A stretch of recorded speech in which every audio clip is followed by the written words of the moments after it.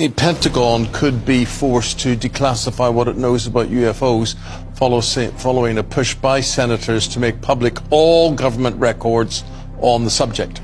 So what questions could be answered and how long will it take for the truth, supposedly, to come to light? Well, joining us now is UFO expert Richard Lawrence. You can probably detect a little bit of scepticism. Why would there be scepticism in your eyes? The truth, what did you say? Well, it says for the truth to come out. But the truth could either be for or against UFOs. That's fair enough, yeah. I mean, you're in a minority now. Yeah. But that's fine. I used to be in a minority. I used to when I believed in them. What do you expect to hear then from well, unearthing? Having been in this field for a while, I'm sceptical about governments. You're sceptical about UFOs. Oh, I'm sceptical about all the above. Okay. Well, at one time, you know, if you said that governments are lying, you were thought of as a conspiracy nutter. Now we absolutely know 100% they lied about UFOs for a long time, in this country as well, certainly in America. On the plus side, America is in some ways leading the way. They have had conversations with the British government as well, by the way, and they are on the verge, they say, of revealing everything. So we'll have to see. It's coming out this month, or rather the legislation is going through this month. Yeah. What are they afraid of? That's a very good question. I think they started lying a long time ago. I think certainly it all gets tied up with defence policy. So But if the Americans are lying, forgive me for interrupting, sure, then the Russians are lying, the British are lying, the French are lying, everybody's lying. Well, there has been a sort of policy defence war between the different countries. They want to get there first. I think that's one of the reasons. Another reason is they simply can't answer the questions properly. Yeah. And what government wants to come forth and say, this exists, we know it exists. Some people say they've got alien spacecraft. Some of them are using the technology. Yeah. They're dismantling this technology, or they've been given the secrets to this technology. Sure. So whether it's the speed of sound or the speed of light, or whether it's different materials which will probably be used in the theatre of war.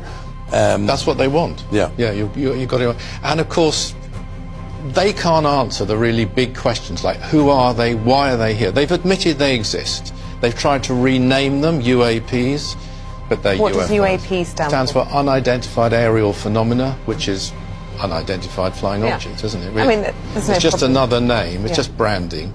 But in the end, the big question is, are they extraterrestrial? Now that is the issue that a lot of people saying will now come out to the fore. They'll finally admit that they know that some of them are alien, because the capabilities of the craft that are being shown on YouTube, on clips from the Navy, from elsewhere, they can do things that no technology on Earth could duplicate. But they're hoping to duplicate this on Earth, are they not? That's where it all gets tied up with defence. And why should it be in a defence, policy unit? I mean, it should be an issue for all people. It shouldn't be secret. And, I represent an organisation, the oldest in the world, actually, way before my time, in the 50s, that was holding rallies in Trafalgar Square, that's the Aetherius Society, demanding the truth and governments to tell the truth about UFOs, but they were completely ridiculed. That's one good thing. That's a positive. The stigma is going. So, your question, your fear, your doubt is what?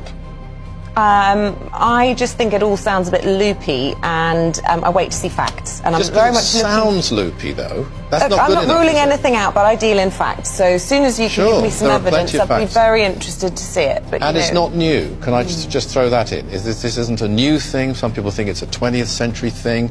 The earliest records on Earth, the Sanskrit records, the Bible, many other legends are just full of extraterrestrial, I would say, but certainly UFOs, which have been sighted, and they are friendly. I just have to finish with that. If they weren't, we'd know it. Would agree the Bible's full of UFO sightings. Yes, of course it is. Of course it is. The Star of Bethlehem for a star. Not a star, is it? So you term a star a UFO? It's not a star, is it? Stars can't hover over a stable. But when did it ever appear again?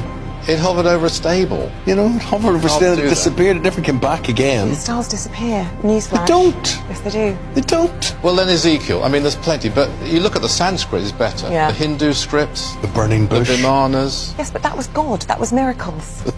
Or it was an alien. Could be both. Could be both. Richard, really, I'd like to have more time to talk to you, but basically this is going to come, we're going to hear from this via the Pentagon. When are we going to hear these things? So it's going through this month. Also, there's a hearing in Congress this month because of the technology, the alien technology, which high-level, highly credible intelligence officers say they've got in the American government. Okay. Lovely talking to you. Richard Lawrence is UFO expert.